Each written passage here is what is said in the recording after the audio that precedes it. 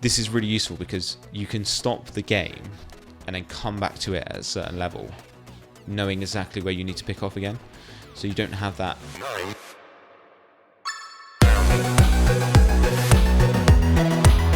Right, I'm going to tell you one simple method to help with your productivity, and it goes like this.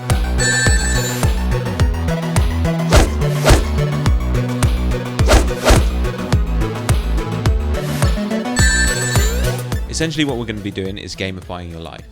Now, video game designers for years have known how to keep people really engaged and play their games for hours upon hours. The way that they keep people engaged is by using a level system. So you have to complete level whatever to move on to the next level. Now, when it comes to creating tasks for your business, personal life, any goal that you have, essentially, a big, ambiguous goal feels scary and you don't know where to start. If you have a game plan, all the levels are set out for what you need to do, and you just need to knock them out in order, like you would be if you were playing a video game. Now we can break this down into a 3-step framework. Firstly, set the mission. You want to have a clear view of where you want to go. So whether your goal is to lose a certain amount of weight, whether your goal is to generate more business revenue, whether it's to launch a new product, whatever it is, the goal within your life, you want to have a clear direction of where you're going. And this is the main goal. When you're setting this goal, you should feel some resistance in the sense that it should feel slightly uncomfortable. It should be a big goal and you should feel some pushback towards achieving it. And that's a good sign because it shows that you're progressing and you're moving forward in your goals. Step number 2 is to design the levels. Now, break your task down into really simple levels. So if you wanted to lose weight, for example, the 2 things that you could do are eat in a calorie deficit and go to the gym and work out, do exercise. But now we can break these down into steps.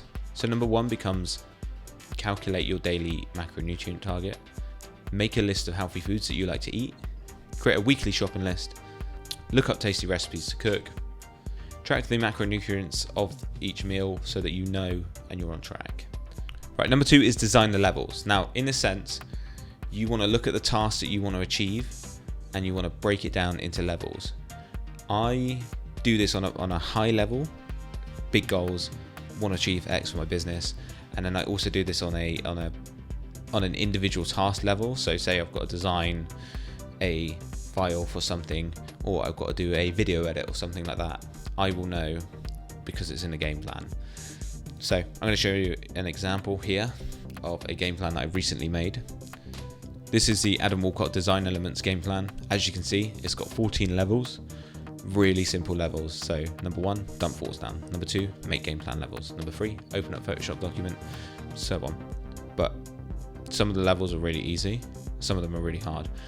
But if I know that I need to do it in step-by-step order, I don't have that kind of baseline anxiety of like staring at a blank page. I just kind of need to work my way through the steps. So when I get onto the creative element, it doesn't feel so overwhelming and I'm not sat there going, I don't know what to do. Whereas I know what I need to do. It's all in the levels. Break it down, make it simple for yourself. When it comes to putting the levels, like there's no easy, simple way to do this. I just do it using the Google Doc because I like the tick feature that I can have on it. I can open up the Google Doc just by searching game plan, and I can save all the different games that I'm working on in this Google Doc, scroll through it, and then I know where I need to be. A really good tip, bonus tip, is if you ever get distracted or you ever find that your day just gets switched because something happens, a child's sick, you feel sick, this is really useful because you can stop the game and then come back to it at a certain level, knowing exactly where you need to pick off again. So you don't have that the restart task of, it's always nice to finish something when you get to a certain point, but this gives you a certain point to finish it, and then you know when you need to go back in and continue doing it. Step 3 is master the game. Daniel Gross says, if you're procrastinating on something, it's because the game you designed is either too easy or too hard. When a game is too easy, taking action doesn't feel rewarding. When a game is too hard, you can't see yourself beating the level, so you put off starting.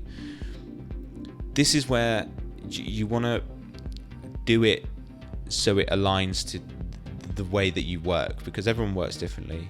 Some people will need really, really easy levels, whereas some people might need to be a little bit harder and feel like they're doing each level. Again, it depends on the task that you're doing, because different tasks will require different inputs and different sort of thoughts around it. Some questions you can ask to help with this step are: am I aiming too high or too low? How can I design a more sustainable game? When it comes to gamifying your life, there's kind of almost no area that you can't gamify. Whether it's personal, work, family, anything like that, you can gamify it in a way that makes your life easier, breaks it down into steps, and then you can just work through those different levels. So I started doing this on a smaller level with each individual task, and now I'm working my way up to doing it on my weekly goals and monthly goals. So now I know I need to work through X amount of tasks, and it just helps me to break things down, keep it simple, and optimize my life. If you want to learn more about, I'm going to link two fantastic sources. One is a blog post, and then the other is a podcast I learned this from. Go away, learn it, and implement this in your own life, because it will make your life so much more productive. Thank you so much for watching. Keep building your small business, and see you in the next one.